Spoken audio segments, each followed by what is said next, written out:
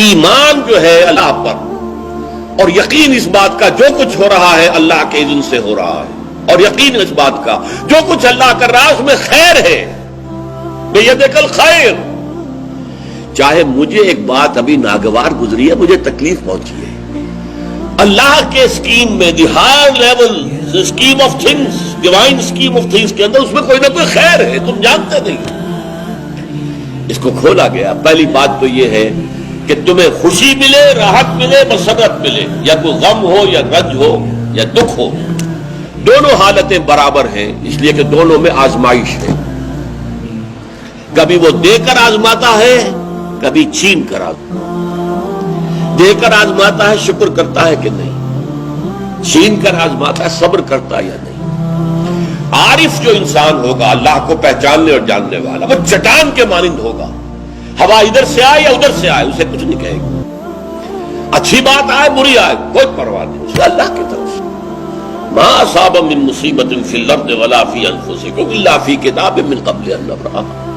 یہ مضمون ہم بڑی تفصیل سے پڑھ چکے ہیں سورۃ تغابن میں۔ وہاں فرمایا تھا دوسرے رکوع کی پہلی آیت، ما اصاب من مصیبت الا باذن اللہ، کوئی مصیبت، کوئی تکلیف، کوئی پڑھنے والی نہیں پڑتی مگر اللہ کے اذن سے۔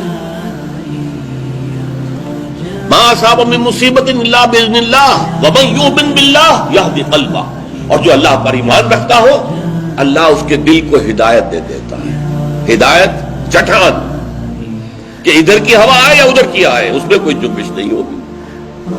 جتنا انسان دیکھیے، ایک ہوتا ہے فوری طور پر ایک ریفلیکس ایکشن کی حد تک متاثر ہو جانا، یہ تو ہوگا۔ آپ کا ہاتھ جہاں رکھا ہوا تھا، کسی چیز نے کاٹا، آپ کا ہاتھ فوراً جو ہے اٹھ کے آ جائے گا، اس میں آپ کے ارادے کو کوئی دخل نہیں ہے، یہ ریفلیکس ایکشن ہے، آپ کی سوچ کو، آپ کے ارادے کو کوئی دخل نہیں۔ تو کسی خیر سے عارضی سا فوری سے مسرت ہو جانا، اور کسی تکلیف سے عارضی سی فوری سی کوئی اس کا تاثر ہو جائے، یہ خلاف ایمان نہیں۔ لیکن اگر یہ پینڈولم زیادہ حرکت کر رہا ہے، خوشی میں زیادہ ادھر چلا گیا، غمی میں زیادہ ادھر چلا گیا، تو جتنا اس پینڈولم کی رینج ہے اتنی ہی آپ خدا سے دور۔ اصل تو وہ چٹان ہوگی کہ جو بالکل متاثر، لیکن یہ کہ فوری سا تاثر یہ قابل معافی ہے، لیکن یہ زیادہ ادھر سے ادھر، ادھر سے ادھر، خوشی ہو گئی تو اترا رہے ہیں، پھولے نہیں سما رہے، پاؤں زمین پر نہیں پڑ رہے، اور اگر غم آ گیا ہے تو بالکل مایوس ہو کر بیٹھ گئے ہیں جھاگ کی طرح، کمر ہمت ٹوٹ گئی ہے، واویلا ہے، شیون ہے، فریاد ہے، ہاں اے فلک پیر جواں تھا ابھی عارف، کیا تیرا بگڑتا جو نہ مرتا کوئی دن اور، یہ فلک ناہنجار، یہ فلک کج رفتار، اس نے ہم پہ کیا کر دیا۔ یہ ساری باتیں جو ہے یہ اللہ سے محجوب ہونے کی علامت ہے۔ اب اس میں بھی درجے ہیں کئی۔ دیکھیے پہلی بات یہ ہے کہ خوشی والی بات ہو، غم والی بات ہو، دونوں برابر ہیں، کیونکہ یہ بھی آزمائش، وہ بھی آزمائش۔ یہ بات سورۃ الفجر میں کہی گئی بہت خوبصورت انداز میں۔ اللہ تعالیٰ نے انسان کی تھڑ دلے پن کی شکایت کرتے ہوئے، شکوہ کرتے ہوئے کہا فَأَمَّا الْإِنسَانُ إِذَا مَا ابْتَلَاهُ رَبُّهُ فَأَكْرَمَهُ وَنَعَمَهُ فَيَقُولُ رَبِّي أَكْرَمَنِ۔ اس انسان کا حال عجیب ہے، جب اس کا رب اسے آزماتا ہے اور عزت دیتا ہے، نعمتیں دیتا ہے، تو کہتا ہے میرے رب نے مجھے بڑی عزت دے دی۔ وَأَمَّا إِذَا مَا ابْتَلَاهُ فَقَدَرَ عَلَيْهِ رِزْقَهُ، اور جب اللہ آزماتا ہے اسے اور اس کی روزی تنگ کر دیتا ہے، فَيَقُولُ رَبِّي أَهَانَنِ، یہ کہتا ہے رب نے مجھے ذلیل کر دیا۔ کلا، ہرگز نہیں۔ اب یہاں دیکھیے، سوچئے اس نے کیا غلط بات کہی۔ عزت دی تو اللہ نے دی، اور ذلت آئی تو اللہ کی طرف منسوب کر رہا۔ اس نے کسی بت، کسی دیوی، کسی دیوتا کا ذکر تو نہیں کیا نا، وہ مشرک تو نہیں ہے، پھر کیوں اس میں تنقید کیوں ہو رہی ہے؟ فَأَمَّا الْإِنسَانُ إِذَا مَا ابْتَلَاهُ رَبُّهُ فَأَكْرَمَهُ وَنَعَمَهُ فَيَقُولُ رَبِّي أَكْرَمَنِ وَأَمَّا إِذَا مَا ابْتَلَاهُ فَقَدَرَ عَلَيْهِ رِزْقَهُ فَيَقُولُ رَبِّي أَهَانَنِ۔ کلا، کیا مطلب؟ یہ دونوں ابتلاءات ہیں، وہ بھی ابتلا ہے، یہ بھی ابتلا ہے۔ وہ چھین کر بھی آزما رہا ہے، دے کر بھی آزما رہا ہے، یہ تو آزمائش ہے، دونوں برابر ہیں۔ لیکن اس سے اگلا مرحلہ اور ہے. عام طور پر ہم یہ سمجھتے ہیں کہ تکلیف والی آزمائش سخت ہے اور خوشی اور مسرت اور نعمتوں والی آزمائش جو ہے یہ ہلکی آزمائش ہے، آسان ہے. معاملہ اس کے برعکس ہے.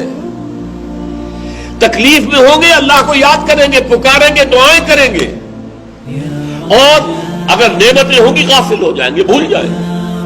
کون سا امتحان زیادہ سخت ہوا نتیجے کے اعتبار سے؟ تکلیف والا امتحان زیادہ سخت نہیں ہے. مسرت، کثرت ہر شے کی، یہ چیز زیادہ نقصان دہ ہے، زیادہ بڑا امتحان ہے. اس لیے خلق قرآن کے مسئلے پر جب وہ مار ماری گئی تھی امام احمد ابن حنبل رحمۃ اللہ علیہ کو، کہ جس کے بارے میں کہا جاتا ہے کہ اگر وہ مار کسی ہاتھی کو ماری جاتی تو وہ بھی چیخ اٹھتی، اس وقت ان کی آنکھوں میں کبھی آنسو نہیں آئے. پھر جب حکومت بدل گئی اور اب دارالخلافہ جو ہے اس میں وہ شخص متمکن ہے کہ جس کا نظریہ وہ خلق قرآن والا نہیں ہے، اب خلیفہ ایک آدمی کو بھیجتا ہے اشرفیوں کی تھیلی دے کر، یہ ہدیہ ہے، یہ نذرانہ ہے، جا کر احمد ابن حنبل کو دے آؤ. جب اس نے آ کے پیش کیا، رو پڑے، اے اللہ میں اس آزمائش کے قابل نہیں، یہ آزمائش سخت ہے.